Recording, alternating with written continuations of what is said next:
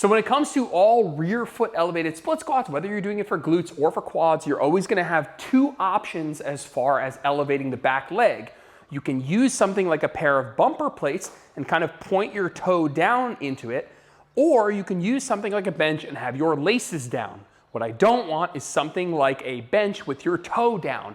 It's just too freaking high to have your toe down.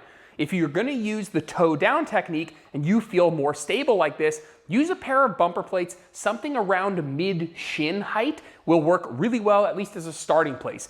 If you feel more comfortable with the bench, which personally I do, then go ahead and use it, but make sure you're doing laces down. And again, as always, send a form video and I'll see what I can do in terms of helping you.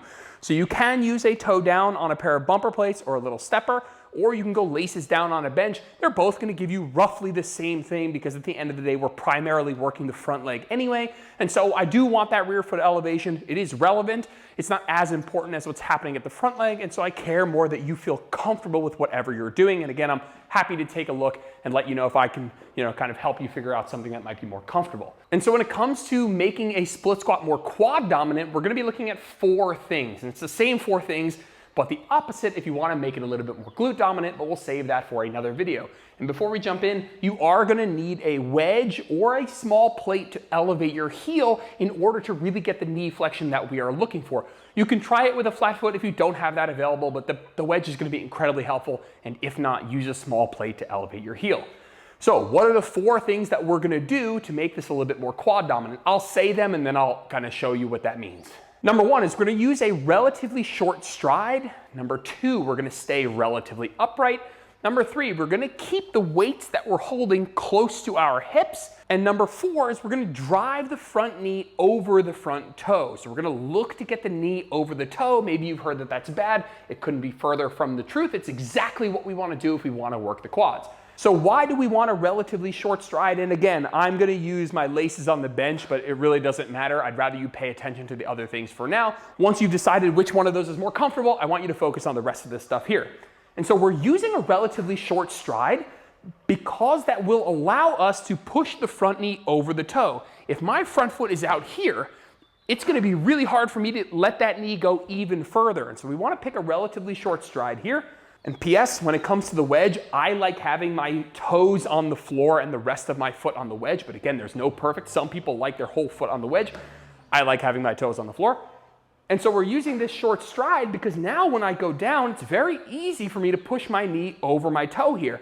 But if my foot was out there, it would be incredibly difficult. Now, the second thing we're going to do is we're going to remain relatively upright. And the reason that we're doing that is because if we flex at the hips, that lengthens the glutes. We don't really want to be working the glutes. We want to stay in relative hip extension, which, there's no fighting some hip flexion here, but I want you to stay relatively upright. That doesn't mean you have to be like this the whole time. It just means don't bend a ton at the hips. That's what you would do if you were trying to work your glutes.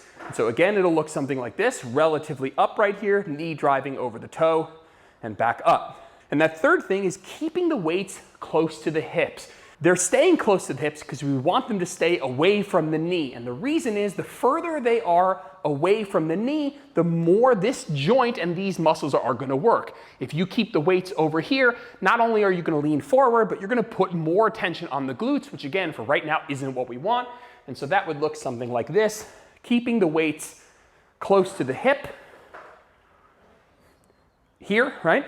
Instead of out here. And the last thing, as you've seen me doing it the last couple of reps, is making sure this front knee gets past that front toe. I don't want you here, right, where that knee isn't over the toe. I want that driven forward over the toe here.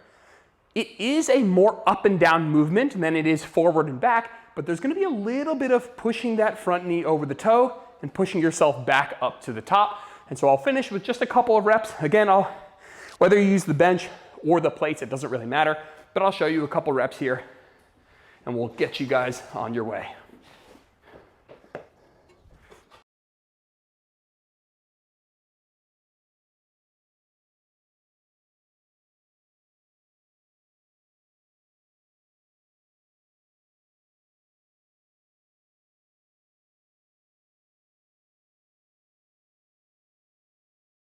So remember the 4 things that we're gonna do to make this quad dominant. We're gonna have a short stride while we're using the wedge. We're gonna stay relatively upright, doesn't need to be perfect, just don't lean forward a ton. We're gonna keep the weights close to our hips. And we're gonna make sure that front knee drives out forward over the toe.